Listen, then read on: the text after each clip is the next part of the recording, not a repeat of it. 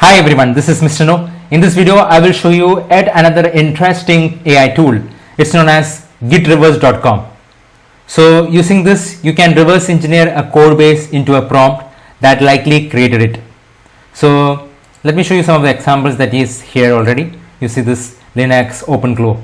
Okay, let's say get the prompt. So this is the prompt that is required for creating this GitHub repo. Okay, so let me show you. So this is the OpenClaw project. You might have heard about OpenClaw. So now if I want to create a project like this using a prompt, then build me a personal AI assistant that I can run completely on my own devices. The main idea is that it's private, fast and local. So I am in control of my own data. It should feel like it's always on, ready to help.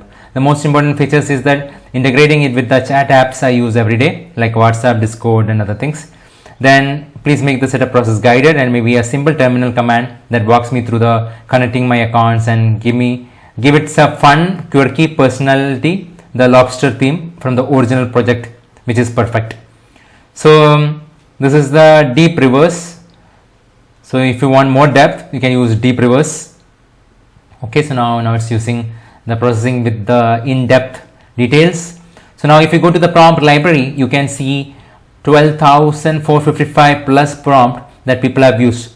So from here you can find various interesting projects also. Let's say somebody wanted to find out the prompt that is required for creating this particular repo. So you can find many such interesting projects here. So now let me go back to the original one. So if you see this, ask for the detailed prompt. So these are different repos. I can put my own repo. So if I find any repo, I can just put it and I can create the prompt. In this way, you can create reverse engineer and create a prompt from a GitHub repo. So I hope this information is useful. Thank you very much.